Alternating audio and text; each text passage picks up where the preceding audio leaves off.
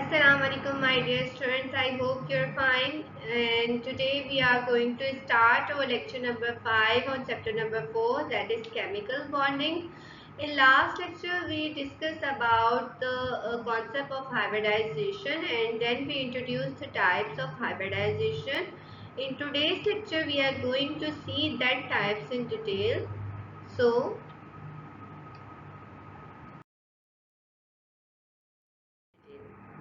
the types of hybridization, the first type is sp3 hybridization.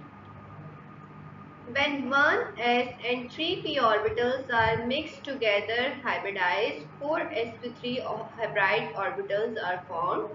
This process is called sp3 hybridization. So beta, if you focus on this, क्या है ये आपके पास sp3 मतलब यहाँ पर किसकी बात की जा रही है, ऑर्बिटल्स की बात की जा रही है. किन किन ऑर्बिटल्स की, s और p ऑर्बिटल्स की. और हाइब्रिडाइजेशन का हमें पता है कि हाइब्रिडाइजेशन कौन सा प्रोसेस होता है जिसमें मिक्सिंग ऑफ ऑर्बिटल्स होती है. सो sp3 हाइब्रिडाइजेशन आपकी क्या होती है, जिसमें आपका एक s ऑर्बिटल और 3 आपके p ऑर्बिटल्स मिक्स हो जाते हैं, यानी अदर वर्ड्स में मिक्सिंग को आप क्या कह सकते हैं, हाइब्रिडाइज हो जाते हैं. और आपको उसके रिजल्ट में कितने ऑर्बिटल्स मिलते हैं, उसके रिजल्ट में आपको 4 sp3 हाइब्रिड ऑर्बिटल्स मिलते हैं. यानी उनकी मिक्सिंग से जो आपको ऑर्बिटल मिलते हैं वो ऑल टुगेदर कितने होते हैं, 4. और इस प्रोसेस को हम क्या कहते हैं, sp3 हाइब्रिडाइजेशन. तो बेटा अगर आप इस डायग्राम पे फोकस करें तो ये आपको किसकी इलेक्ट्रॉनिक कॉन्फ़िगरेशन दिखाई गई है, कार्बन की. हमें पता है कार्बन के पास टोटल कितने इलेक्ट्रॉन्स या उसका एटॉमिक नंबर क्या होता है, हमारे पास 6 होता है. तो उसके 1s ऑर्बिटल में 2 इलेक्ट्रॉन्स आते हैं, 2s में 2 आते हैं और 2p में 2 इलेक्ट्रॉन्स आते हैं. आपने इलेक्ट्रॉनिक कॉन्फ़िगरेशन थर्ड चैप्टर में पढ़ी है, सही है बेटा. तो यहाँ पे 1s में पेयरिंग ऑफ इलेक्ट्रॉन हुई है, 2s में भी पेयरिंग ऑफ इलेक्ट्रॉन है, जबकि 2p में 2 सिंगल स्पिन के साथ आपके इलेक्ट्रॉन प्रेजेंट है. तो sp3 हाइब्रिडाइजेशन में होता क्या है कि यहाँ से जब आपका 2s में से एक इलेक्ट्रॉन जंप करके 2p में चला जाता है और s और p ऑर्बिटल की आपस में मिक्सिंग हो जाती है, हाइब्रिडाइजेशन हो जाती है, तो आपके रिजल्टेंट जो ऑर्बिटल्स होते हैं वो 4 हो जाते हैं और इस ऑर्बिटल्स को आप क्या कहते हैं, sp3 हाइब्रिडाइज. अगर आप इस डायग्राम पे देखें बेटा तो यहाँ पर आपको और क्लियर दिखाया गया है. 1s टॉप का फील्ड है वो इन्वॉल्व नहीं है, इसलिए यहाँ पे उसको नहीं लिखा गया. अब आपका मेनली काम किससे हो रहा है, 2s से और 2p से. तो आपको पता है 2s में 2 इलेक्ट्रॉन्स है विद अ पॉजिटिव स्पिन और 2p में आपके पास 2 इलेक्ट्रॉन्स है, थर्ड ऑर्बिटल इसका फ्री है.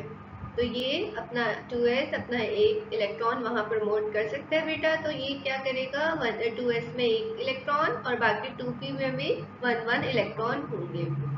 हाइब्रिडाइजेशन में क्या होगा कि ये 2s ऑर्बिटल और 2p ऑर्बिटल्स आपस में मिक्स हो जाएंगे और उसके नतीजे में देखिए बेटा वो ऑर्बिटल्स कितने हो गए, हाइब्रिड ऑर्बिटल्स आपके पास 4 हो गए. 4 sp3 हाइब्रिड ऑर्बिटल्स हो गए, यानी x और 3p की आपकी मिक्सिंग हो गई, इसलिए हम इसे कहते हैं 1s ऑर्बिटल की.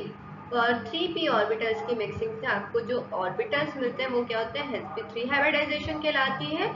और आपके ऑर्बिटल्स कितने होते हैं, 4 sp3, 1 2 3 and 4. So basically these are 4 sp3 hybrid orbitals and this process is known as sp3 hybridization because in this hybridization 1s orbitals and 3p orbitals are mixing together. तो यानी आपके पास एक s 3p ऑर्बिटल से mix हो रहा है और उसके नतीजे में आपको 4 sp3 हाइब्रिड ऑर्बिटल्स मिल रहे हैं. आपको पता है कि s ऑर्बिटल्स आपका स्फेरिकल शेप का होता है जबकि p ऑर्बिटल्स आपके डम्बेल शेप के होते हैं. तो 1s orbital, 3p orbitals giving you 4 sp3 hybrid orbitals. और देखिए बेटे यहाँ पे मिक्सिंग से इसकी शेप क्या हो गई है, थोड़ी सी मिक्स होकर डिफरेंट हो गई है ना. तो जब ये आपस में 4 sp3 हाइब्रिड ऑर्बिटल्स अरेंज होते हैं तो ये आपके पास किस फॉर्म में अरेंज होते हैं बेटा, टेट्राहेड्रल ज्योमेट्री में. इस तरह की ज्योमेट्री को हम टेट्राहेड्रल ज्योमेट्री कहते हैं. और इनके दरमियान जो एंगल है वो क्या पाया जाता है 109.5। टेट्राहेड्रल देखिए 4 कॉर्नर्स है ना इसके, टेट्रा मीन 4 और हेड्रल मीन कॉर्नर्स। सो ये 4 ऑर्बिटल्स आपके पास टेट्राहेड्रल ज्योमेट्री के साथ अरेंज्ड होते हैं और इनके दरमियान जो एंगल है वो क्या पाया जाता है आपके पास 109.5।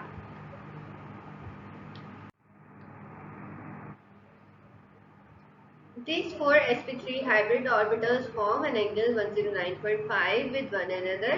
These hybrids arrange themselves in space in the form of tetrahedron.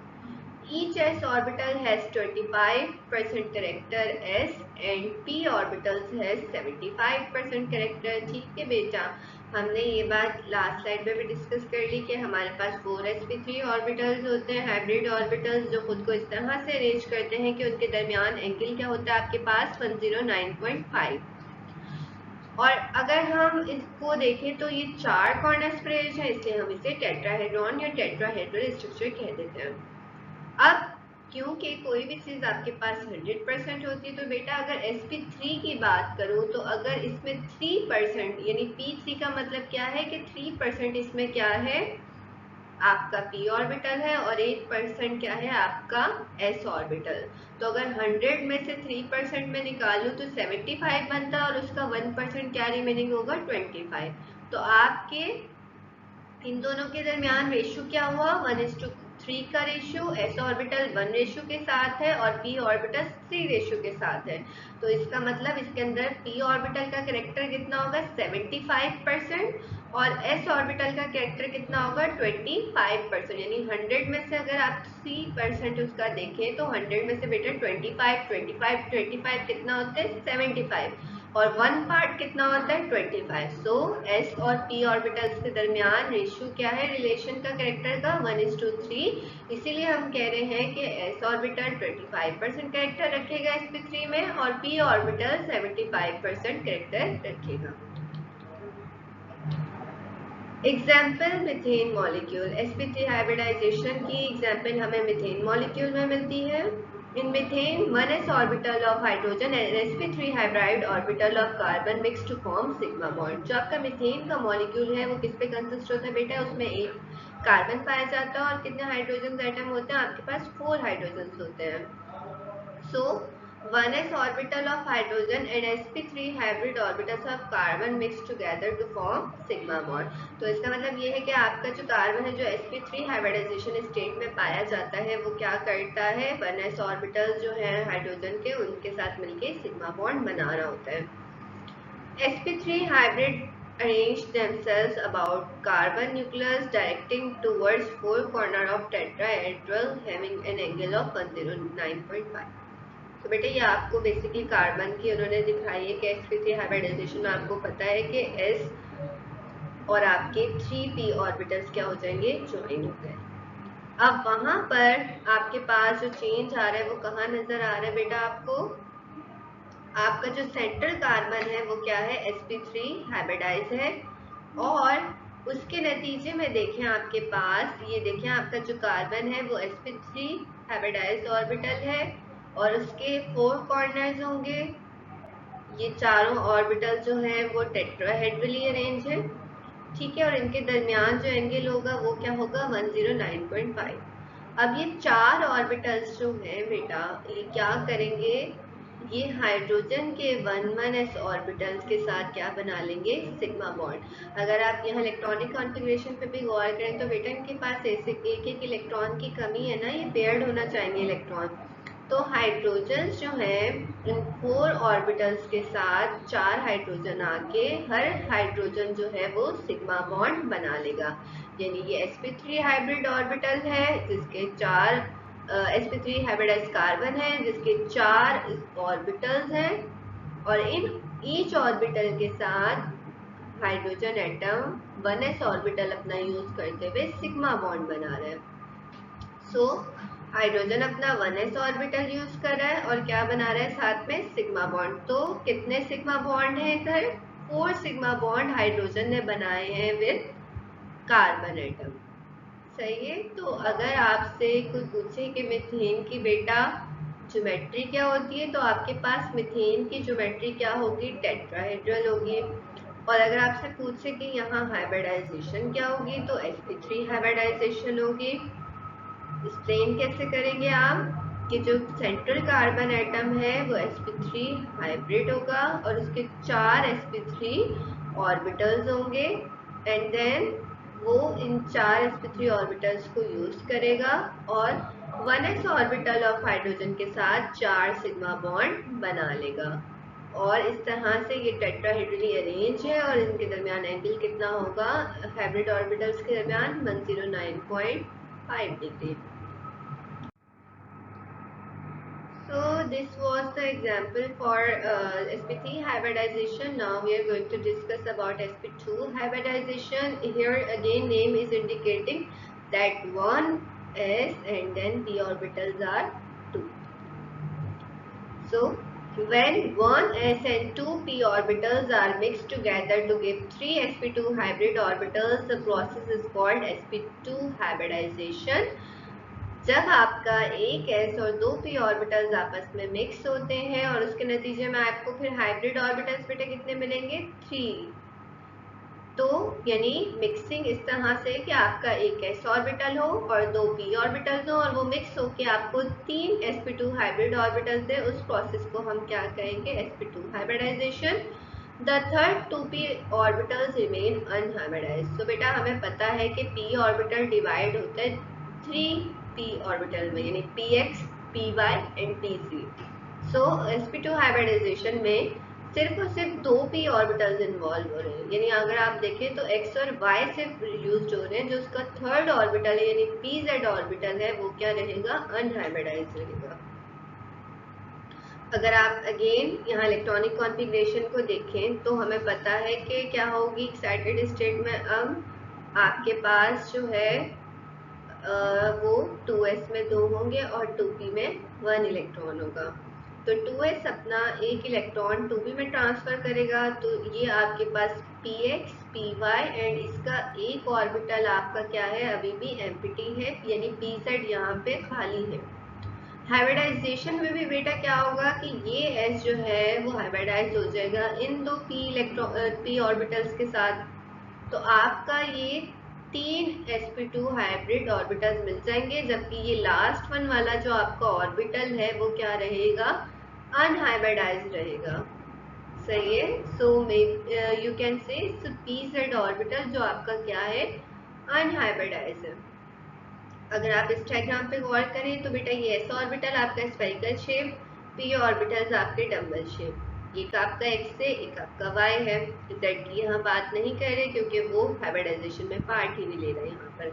तो जब ये दोनों आपस में मिल जाएंगे s orbital and then 2p orbitals, तो एज अ रिजल्टेंट आपको कितने हाइब्रिड ऑर्बिटल्स मिलेंगे, 3। शेप्स में देखें इनके थोड़ा सा चेंज हो गया और हमारे पास 3 sp2 हाइब्रिड ऑर्बिटल्स मिल गए। ये खुद को किस तरह से अरेंज करेंगे, ये खुद को ट्राइगोनल शेप में, ट्राइंगुलर शेप में अरेंज करेंगे और इनके दरमियान एंगल कितना होगा, 120 degree.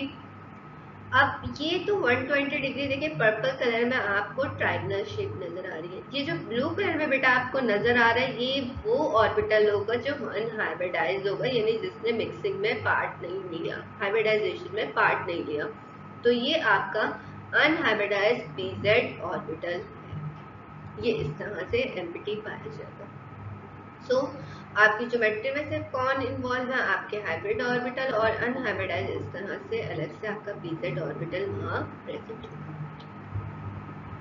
These sp2 hybrid orbitals form an angle of 120 degree with one another. आपकी ये देखिए sp2 hybrid orbitals इस तरह से अरेंज हैं कि ये एक दूसरे से 120 डिग्री एंगल का बना रहे हैं। They are arranged in triangular shape, और इस तरह की जो ट्राइंगुलर शेप होती है उसे हम ट्राइंगुलर शेप कहते हैं। इसकी एग्जांपल बेटा हमारे पास इथीन मॉलिक्यूल है। The 3 sp2 hybrid orbitals arranged as cells in space and form triangle. Third sp2 hybrid orbital remain unhybridized. सही है, तो आपके यहाँ पर 3 हाइब्रिडाइज ऑर्बिटल खुद को ऐसे अरेंज करेंगे कि वो ट्राइंगुलर शेप रहे। थर्ड आपका जो ऑर्बिटल है वो अनहाइब्रिडाइज रहेगा। One sp2 orbital of each carbon overlap to form sigma bond. The remaining two sp2 two orbitals of two carbon overlap with s orbital of hydrogen atom forming sigma bond. The p-set orbital left unhybridized on each side carbon laterally to form a pi bond. This double bond in ethane consists of one sigma and one pi bond. तो इसकी description बेटा अगर आप देखें तो क्या है आपके पास, देखिए हमें पता है कि हमारी इथेन में मॉलिक्यूल में दो कार्बन होते हैं। अगर मैं सिर्फ एक कार्बन पे अभी आपको गौर फरमाऊं तो आपको पता है कि यहाँ पर आपका जो कार्बन है वो क्या होगा, sp2 हाइब्रिडाइज होगा और उसके पास कितने ऑर्बिटल्स होंगे, 3, यानी एक ये वाले H के साथ बॉन्ड कर रहा है, एक ये वाले H के साथ बॉन्ड कर रहा है और एक इसका हाइब्रिड ऑर्बिटल्स अदर कार्बन के साथ क्या कर रहा है, सिग्मा बॉन्ड बना रहा है। सिग्मा बॉन्ड हमें पता है साइड बाय साइड लेटरल जो है वो पाई होती है आपकी ओवरलैपिंग, और जो हेड टू हेड हमारी ओवरलैपिंग होती है वो क्या होती है, सिग्मा बॉन्ड। सो इसने अपने दो हाइब्रिड ऑर्बिटल्स को यूज किया सिग्मा बॉन्ड बनाने के लिए विद 2 हाइड्रोजन एटम्स, और इसका जो थर्ड ऑर्बिटल था हाइब्रिड वो उसने अदर कार्बन के साथ सिग्मा बॉन्ड बनाया। तो इसके पास कितने सिग्मा बॉन्ड, एक हाइड्रोजन के साथ सिग्मा बॉन्ड हाइब्रिड ऑर्बिटल का sp2, दूसरे sp2 हाइब्रिड ऑर्बिटल का हाइड्रोजन के साथ sigma bond, and then third sp2 hybrid orbital का sigma bond with other carbon atom. तो आपके हाइब्रिड ऑर्बिटल्स तो यहाँ हो गए यूटिलाइज बेटा। अब ये जो ब्लू कलर में आपको नजर आ रहा है ये वो ऑर्बिटल है जो हाइब्रिडाइज नहीं हुआ था, यानी आप इसको pz ऑर्बिटल कह सकते हैं जो आपका अनहाइब्रिडाइज था। इसी तरह से दूसरे कार्बन पे भी सेम हो रहा होगा, 3 सिग्मा बॉन्ड बन चुके होंगे और एक उसका जो pz ऑर्बिटल है जो हाइब्रिडाइज नहीं हुआ था वो वहाँ पे प्रेजेंट होगा। अब ये दोनों क्योंकि आमने सामने है तो बेटा ये आपस में पैरेलल या लेटरल ओवरलैपिंग कर सकते हैं। सो यहाँ पर ये जो pz इनका रिमेनिंग अनहाइब्रिडाइज्ड ऑर्बिटल है वो किसमें इन्वॉल्व हो जाता है, पाई बॉन्ड फॉर्मेशन में। इसी वजह से मीथेन के मॉलिक्यूल पर जब आप गौर फरमाते हैं तो कार्बन का हाइड्रोजन के साथ सिग्मा बॉन्ड होता है, दूसरे हाइड्रोजन के साथ सिग्मा बॉन्ड होता है, दूसरे कार्बन एटम के साथ एक सिग्मा बॉन्ड होता है, एंड देन उसके बाद कार्बन कार्बन के दरमियान एक पाई बॉन्ड फॉर्म हो चुका होता है by using pz unhybridised orbitals. ये अनहाइब्रिडाइज्ड ऑर्बिटल्स जो होते हैं pz के, ये आपस में मिलके एक क्या बना लेते हैं, pi bond. So this is the example of ethene for sp2 hybridization. Now sp hybridization. When one s and one p orbital are mixed together to give two sp hybrid orbitals, the process is called sp hybridization. जब आपके पास बेटा एक s और एक p orbitals अगर mix होते हैं तो उसके नतीजे में आपको कितने हाइब्रिड ऑर्बिटल्स मिलते हैं, 2, और इस प्रोसेस को हम क्या कहते हैं, sp हाइब्रिडाइजेशन। अब यहाँ पर तो p ऑर्बिटल का सिर्फ एक ही ऑर्बिटल यूज हो रहा है, तो इसका मतलब यहाँ पर ऑर्बिटल कितने अभी भी रहते होंगे, 2। p के टोटल 3 होते हैं ऑर्बिटल्स, अगर उसमें से सिर्फ एक यूज हुआ तो इसका मतलब बाकी अभी भी 2 बचे हुए होंगे। सो क्योंकि एक ही p एक ही s से जो है मिक्स हो रहा है तो हमारे पास sp हाइब्रिडाइजेशन प्रोसेस है और हाइब्रिड ऑर्बिटल्स कितने हैं, 2। और इसका सेकंड एंड थर्ड यानी अगर हम इसको px py pz के टर्म में कहें तो py और pz इसका क्या रहेगा, अनहाइब्रिडाइज्ड रहेगा। So again in this diagram में बेटा गौर कीजिए तो यहाँ 2s और 2p का सिर्फ 1, 2s का 1 और 2p का 1 आपस में जब हाइब्रिडाइज हो जाएंगे तो आपके पास एक 2 sp हाइब्रिड ऑर्बिटल्स मिल गए, एक ये रहा और इसके 2p क्या रहे, अनहाइब्रिडाइज्ड रहे। सो sp हाइब्रिडाइजेशन में s ऑर्बिटल ओवरलैप करता है p ऑर्बिटल से, उसके नतीजे में आपको 2 sp हाइब्रिड ऑर्बिटल्स मिलते हैं। These hybrid orbitals form an angle 180 with each other. They are arranged in linear shape. S orbitals has 50% character and 50% character of p. सही है, तो यहाँ पर sp हाइब्रिडाइजेशन पर अगर आप गौर कीजिए तो ये तो sp हाइब्रिड ऑर्बिटल्स आपस में कैसे अरेंज हो जाते हैं, लीनियरली सही है, एक दूसरे के आमने सामने के लीनियरली अरेंज हो गए और इनके दरमियान फिर जो एंगल पाया जाएगा वो कितना होगा, 180 होगा। और क्योंकि ये 1:1 के रेशियो से ना, 1 ही एस है और 1 ही पी है, तो इसका मतलब ये अगर 100 से कंपेयर करें तो 50-50% करेक्टर रखेंगे। अगर 1:1 रेशियो है तो मतलब एक भी 50% है, एस करेक्टर भी इसमें 50% होगा और इसमें पी करेक्टर भी कितना होगा बेटा, 50% ही होगा। Example ethyne molecule. sp hybridization में जो हमारे पास एग्जाम्पल आती है वो हमारे पास इथाइन मॉलिक्यूल होता है। The two sp hybrid orbitals arrange themselves in space form linear shape.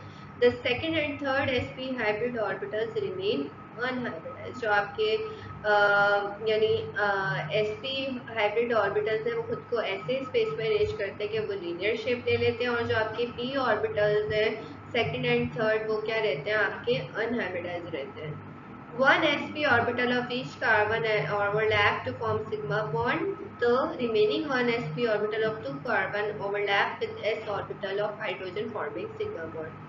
Just like ethene, यहाँ पे क्या होगा, क्योंकि इसके पास दो ही हाइब्रिड ऑर्बिटल्स हैं, तो एक तो ये हाइड्रोजन के साथ मिलकर सिग्मा बॉन्ड बना लेगा और दूसरा सिग्मा बॉन्ड ये दूसरे कार्बन एटम के साथ बना लेगा। तो एक सिग्मा बॉन्ड इसका हाइब्रिड ऑर्बिटल्स का, एक हाइब्रिड ऑर्बिटल का हाइड्रोजन के साथ हो जाएगा और दूसरा सिग्मा बॉन्ड इसका दूसरे sp हाइब्रिड कार्बन एटम के साथ हो जाएगा। तो इसके sp हाइब्रिड ऑर्बिटल्स जो दो थे वो तो यूटिलाइज हो गए यहाँ पे। अब इसके पास से क्या बचेंगे, वो p ऑर्बिटल्स जो अभी अनहाइब्रिडाइज थे, यानी py और pz orbitals. So the py and pz orbitals left unhybridized on each carbon literally to form a pi bond. This triple bond in ethyl consists of two pi bond and one sigma bond.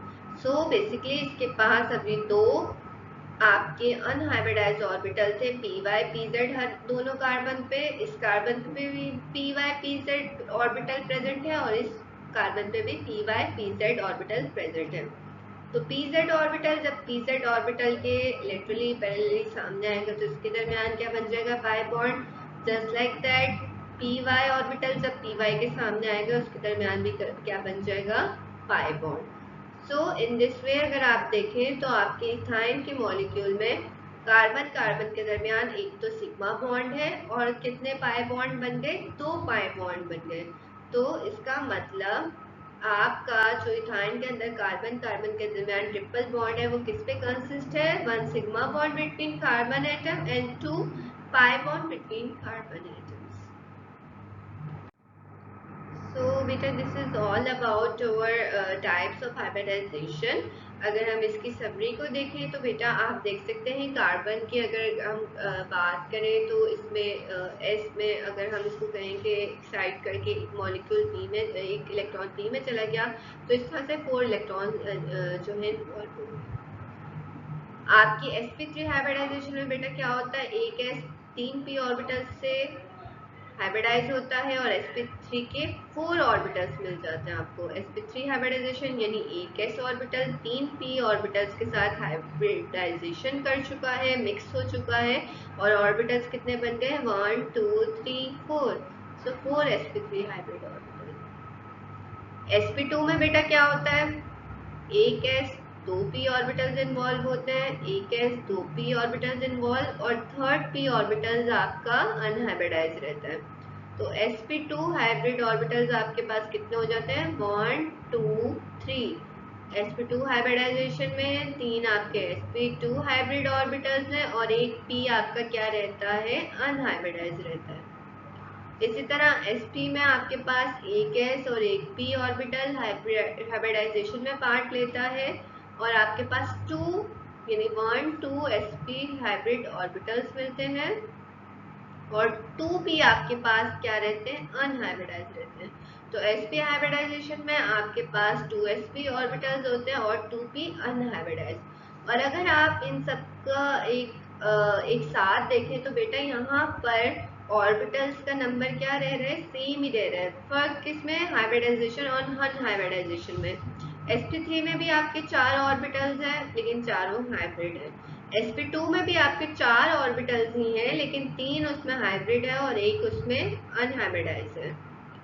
sp में आपके 2sp2 hybrid है और orbitals हैं, और 2 आपके unhybridised है, लेकिन सब में क्वांटिटी टोटल क्या रह रही है ऑर्बिटल्स की 4 ही रह रही है।